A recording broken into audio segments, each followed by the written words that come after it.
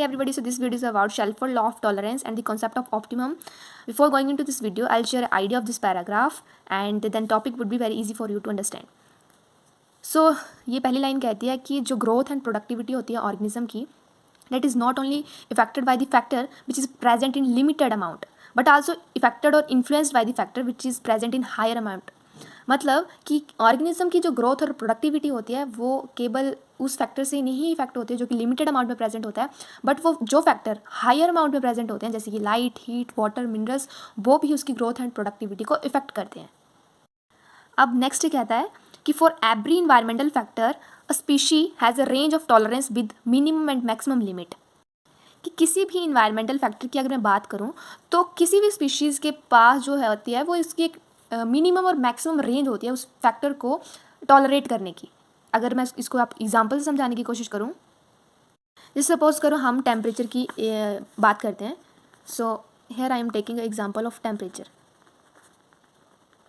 सो आपने देखा होगा कि अगर हम रफली एक रेंज इसकी अगर हम लें, जैसे सपोज करो मैं इसकी मिनिमम रेंज लेती हूँ -5 डिग्री और इसकी मैक्सिमम रेंज ले लेती हूँ 50 डिग्री मैक्सिमम रेंज. सो मैंने इस टेम्परेचर की जो रेंज को है वो फिक्स कर दिया है, यानी कि मिनिमम जो एक ऑर्गेनिज्म टेम्परेचर की रेंज को सहन कर सकता है, टॉलरेट कर सकता है, डैट इज़ -5, और मैक्स टू मैक्स वो 50 डिग्री तक ही सहन कर सकता है. अब जिस रेंज को इसके बीच की रेंज को जो एक ऑर्गेनिज्म सहन कर सकता है उसको कहते हैं हम जोन ऑफ टॉलरेंस. इसे हम कहते हैं zone of tolerance. Zone of tolerance यानी कि मिनिमम और मैक्सिमम किसी भी इन्वायरमेंटल फैक्टर के, वो टेम्परेचर भी हो सकता है, वो कोई और फैक्टर भी हो सकता है. अगर यहाँ पे लेकिन मैंने टेम्परेचर का एग्जांपल लिया है कि एक मिनिमम और मैक्सिमम एक वैल्यू के बीच में जो रेंज होती है किसी भी इन्वायरमेंटल फैक्टर की जिसको एक ऑर्गेनिज्म वियर कर पाता है, टॉलरेट कर पाता है, that is a zone of tolerance. And this concept of limits of tolerance in between the maximum and the minimum was put forward by Shelford. So यही जो है वो बात हमारे शेल्फोर्ड जो साइंटिस्ट थे उन्होंने बताई थी एंड उन्होंने इसको एक लॉ की फॉर्म में दे दिया, दैट इज़ जो कि आज हम जिसे शेल्फोर्ड्स लॉ ऑफ टॉलरेंस के नाम से जानते हैं. Then the next thing, that is the concept of optimism, that is also put forward by Shelford. And according to this concept, he said there is a reason within the range of tolerance.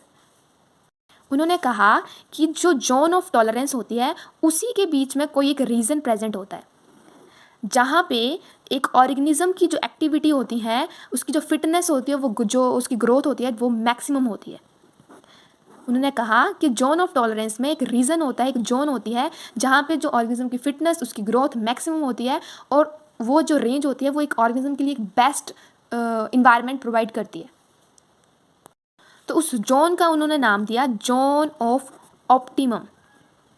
Optimum यानी कि अगर मैं इसको और अच्छे से समझाने की कोशिश करूँ आपको, जिसकी मान लो -5 डिग्री से 50 डिग्री के बीच में है तो ऑर्गेनिज्म टेम्परेचर को वियर कर पा रहा है, लेकिन इनके बीच में एक ऐसी रेंज होगी जैसे 20 डिग्री से 25 डिग्री तक एक ऐसी रेंज है टेम्परेचर की जहाँ पे जो ऑर्गेनिज्म है वो बहुत ही अच्छे से सर्वाइव कर पाता है. एग्जांपल की अगर मैं बात करूँ, जैसे अप्रैल का मंथ हो तो जहाँ पे ना ज़्यादा गर्मी होती है ना ज़्यादा ठंड होती है, तो ये वाला जो इन्वायरमेंट है, ये जो क्लाइमेटिक कंडीशन जो ऑर्गेनिज्म के लिए होती है वो बेस्ट रहती है उसके सर्वाइवल और ग्रोथ के लिए. अब देखिए, this is a zone of tolerance जिसकी रेंज कुछ मिनिमम और मैक्सिमम के बीच में है, और इसी जोन में एक जोन है जोन ऑफ ऑप्टिमम और दी ऑप्टिमम टॉलरेंस रेंज. अब देखिए, जैसे ही 20 डिग्री से अगर कम टेम्परेचर होगा तो हमें ठंडी मतलब लगना स्टार्ट हो जाता है. जैसे अगर 25 डिग्री से ज़्यादा टेम्परेचर होता है तो हमें गर्मी का महसूस होने लग पड़ती है.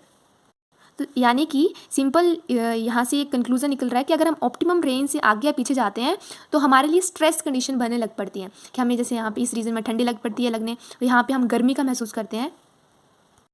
सो अगर मैं इस ग्राफ से आपको सारी चीज़ें समझाने की कोशिश करूँ तो ये देखिए, ये रेंज है ऑप्टिमम टॉलरेंस रेंज जहाँ पे जो ऑर्गेनिज्म की फिटनेस होगी, ग्रोथ होगी, वो मैक्सिमम होगी, और जैसे जैसे ऑर्गेनिज्म इस ऑप्टिमम रेंज से पीछे की तरफ या आगे की तरफ जाएगा तो उसके लिए स्ट्रेस कंडीशन मतलब आना स्टार्ट हो जाएंगी, और यहाँ पे कुछ ही ऑर्गेनिज्म सर्वाइव कर पाते हैं, और जो टॉलरेंस ऑप्टिमम रेंज होती है वहाँ पे मैक्सिमम ऑर्गेनिज्म प्रेजेंट होते हैं. और अगर स्ट्रेस कंडीशन से भी अगर हम पीछे जाने की बात करें, अगर मान लीजिए कि -5 डिग्री से भी अगर हम पीछे जाऊँ, अगर और टेम्परेचर को मैं कम कर दूँ, तो ये जोन जो होगी वो किसी भी ऑर्गेनिज्म के लिए टॉलरेट कर पाना ईजी नहीं हो पाएगा. मतलब this is a zone of intolerance हो जाएगा, ये वाला जोन ऑफ इनटॉलरेंस, और यहाँ पे ऑर्गेनिज्म की डेथ भी हो सकती है. So basically this is a zone of intolerance जहाँ पे ऑर्गेनिज्म बिल्कुल ही एब्सेंट है. तो this is the basic idea about the Shelford law and the concept of optimism.